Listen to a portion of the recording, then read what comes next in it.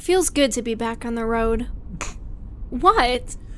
Well, for a while after we started, it kind of seemed like you were just doing this more out of, I don't know, obligation.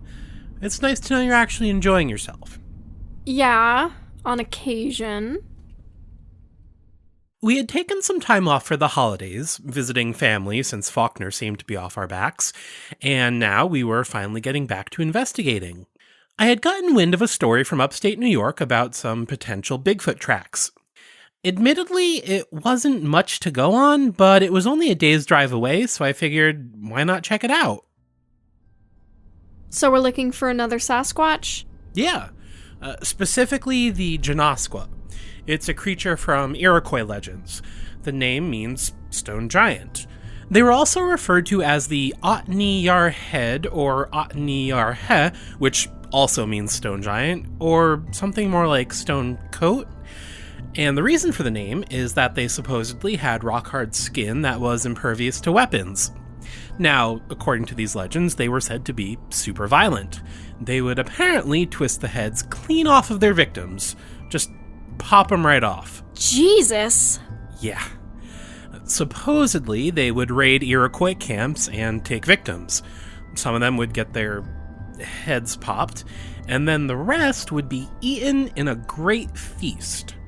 Now, the best recorded account comes from a Tuscarora chief named Elias Johnson. Tuscarora? Yeah, another tribe. I didn't look too much into it, but I guess the Iroquois themselves were made up of, I think, 5 different tribes. I don't think the Tuscarora were one of those, but they did speak the same language at least. Anyway, back in the 1800s, this chief was recording the lore and the history of his tribe, and he wrote that his people were also invaded by a more powerful enemy, the Otni-Yarhe, or the Stonish Giants. They were a powerful tribe from the wilderness, tall, fierce, and hostile, and resistance to them was vain. These giants were not only of great strength, but they were cannibals, devouring men, women, and children in their inroads. Cannibals? So, did they think these things were human? Yeah, I guess so. I mean, minus the size and the hair, Bigfoots are pretty human-like. Or they could just mean it in, like, the same sense that people call zombies cannibals. Sure, they're technically human, but they don't eat each other, they eat people. Okay. Whatever. What else is there? Not a whole lot. The area has seen a handful of potential sightings over the years, but nothing too specific. Just a lot of, we saw something on 2 legs from far away, you know? Certainly nothing about heads popping off or stone skin, at least. But, yeah, that's about it. Okay. So, we're pretty sure this is another Sasquatch? Yeah. Well, I guess that depends on how accurate the legends are. I mean, if something did really have stony skin, maybe they meant scales? Something more like the Gator Man? Could be. Oh, actually, I did see one possible explanation for that. I forgot where I saw it, but someone suggested that maybe they rolled around in mud, which then hardened and protected them from arrows and stuff. Can dried mud even get that hard? Hell if I know. Then again, a lot of cryptids have had traits of other species. Maybe this is just some kind of Sasquatch covered in scales, or one that had, like, a really bad skin condition? Maybe. And what about the aggression? The legends made them sound pretty dangerous.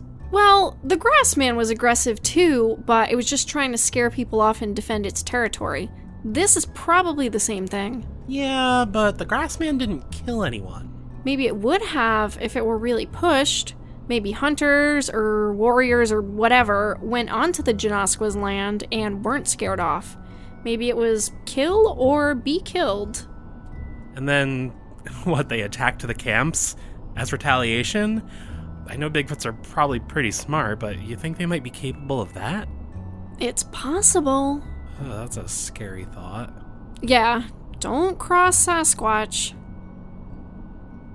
We were in New York State, heading up to the Adirondacks. Most of northern New York was covered in forests and wilderness, and most of those forests were state preserves.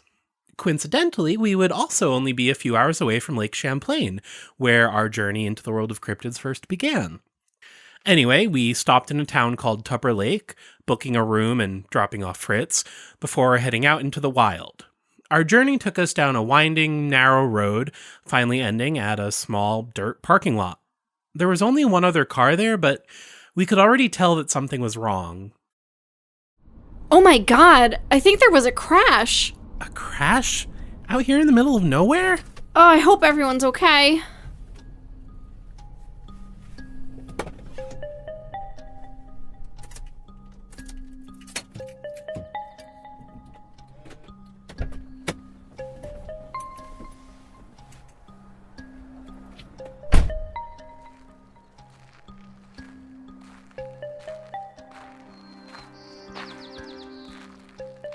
Oh god.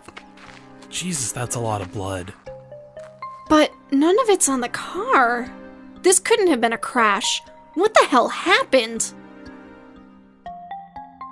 Of course, we immediately called 911.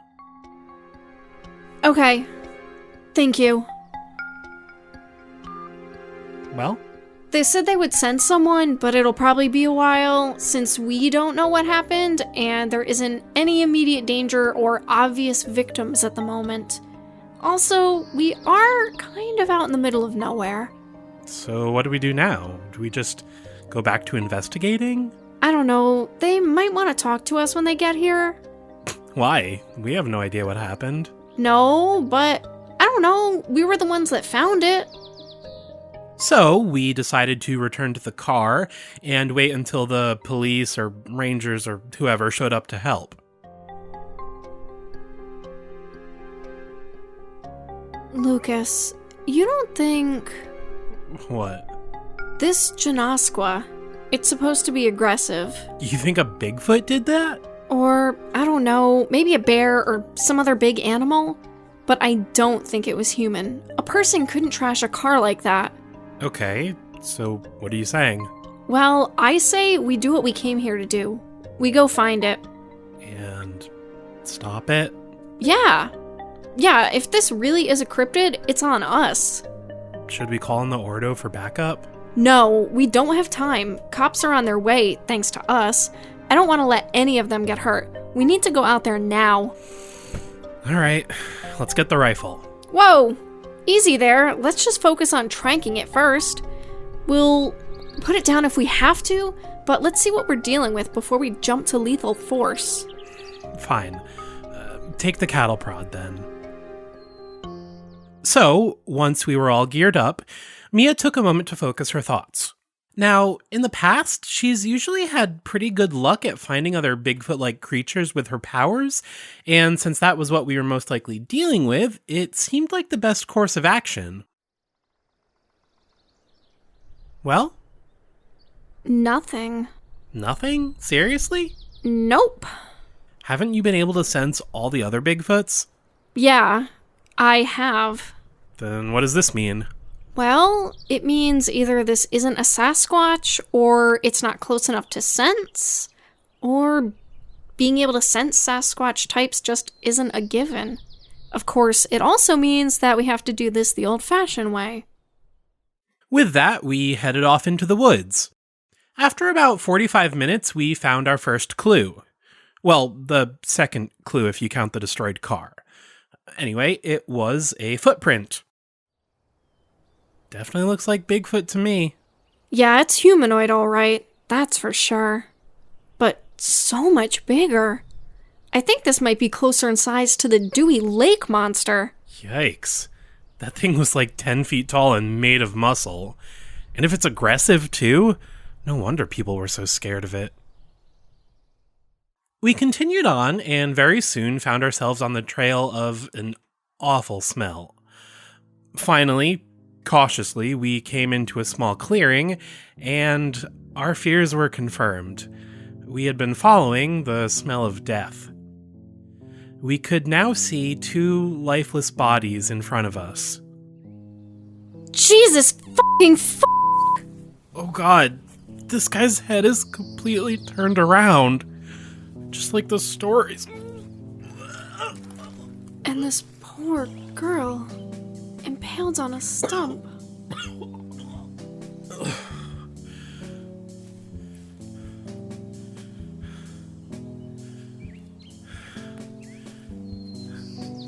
had a camera. Does it still work? Yeah, looks like it. We sat down a distance away from the carnage and watched the footage. As you may have guessed by now, it was the final recording of Sasquatch Sammy and his crew that we shared with you last week. I guess that must be Sammy there, and that's his assistant. Oh, God. He was an idiot and a dick, but he didn't deserve this. This isn't like the Grassman. Yeah, this is way more dangerous. Dangerous? No. This thing is evil. Lucas, animals aren't evil. The Charoof was, from your grandfather's journal. Even if the Genoskwa were carnivorous, that would be one thing. But it didn't eat them. They were no threat at all. It stalked them. It murdered them. God. Yeah, you're right. We need to get the rifle. So, now fully aware of what we were really dealing with, we hurried back to our car to load the hunting rifle. We had no qualms about it. This creature had to be stopped. We considered tranking the thing and then putting it down humanely, but honestly, given the probable size of the creature, there was no telling how high a dose we would need or how long it would take to put him down. Besides, if I'm being honest with myself, this thing didn't deserve that.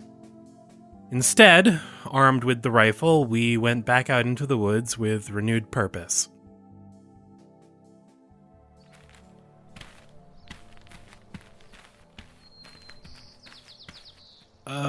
Mia?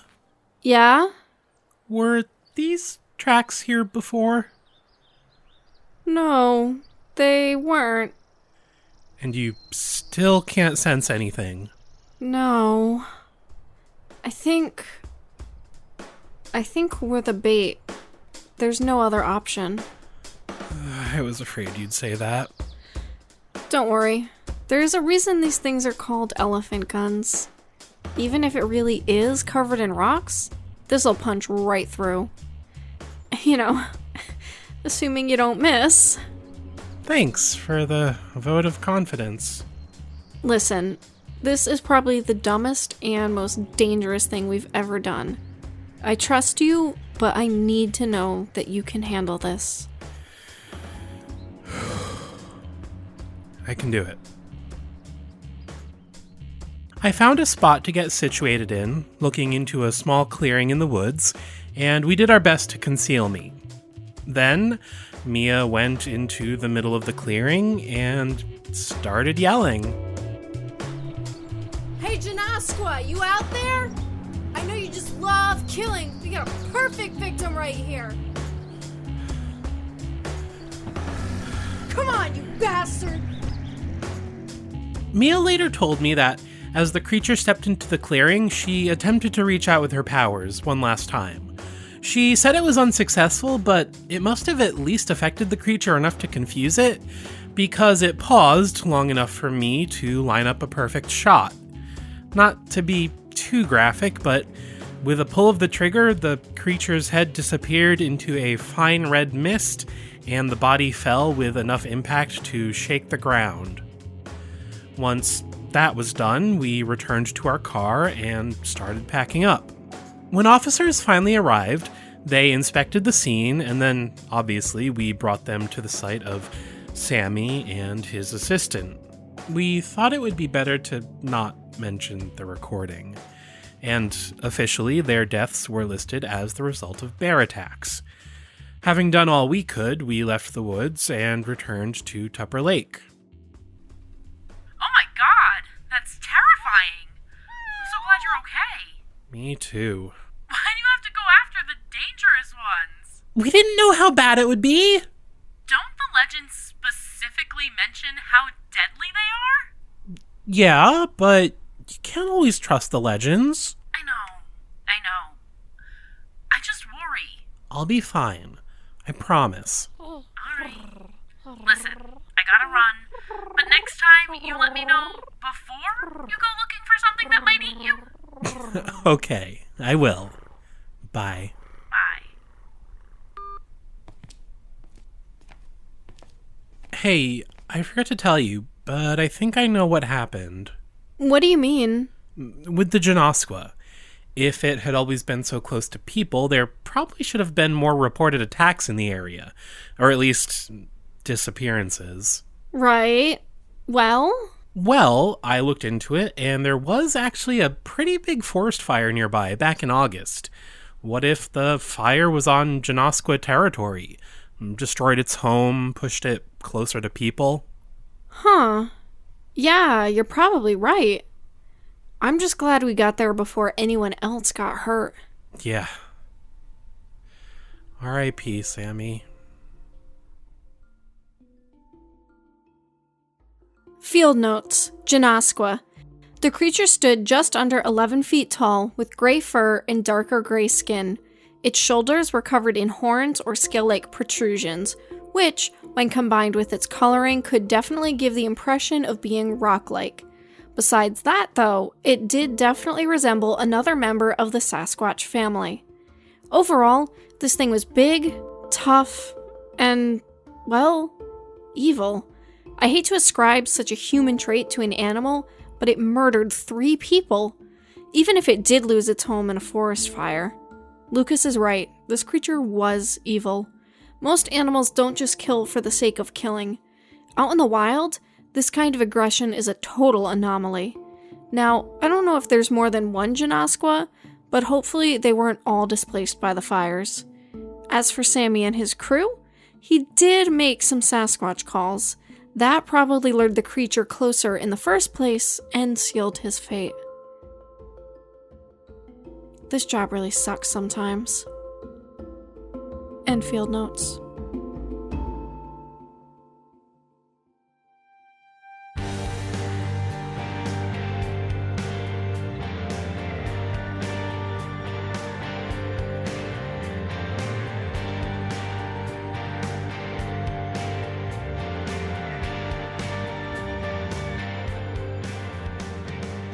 The Cryptid Cases has been a production of Little Giant Monsters. You can follow us by searching Little Giant Monsters on Facebook, Twitter, or Instagram to keep up to date with everything we're working on. We even post a sketch of the latest cryptid every Monday after a new episode. You can also visit our website, littlegiantmonsters.com, to see all of our content in one place. While you're there, want our designs on stickers, t-shirts, coffee mugs, and more? We now have merch. Just look for the merchandise link on our website. If you really like what we're doing and want to see us do more, please consider supporting us on Patreon. Rewards include behind-the-scenes content, bonus material, and more. Search Little Giant Monsters on Patreon or find a link on our website. You can also help us by leaving a rating and review on iTunes. Not only does each review warm our cold, cynical hearts, but it helps us move up the charts and bring the show to a wider audience. Your continued support means so much to us. Thanks for listening and see you again soon.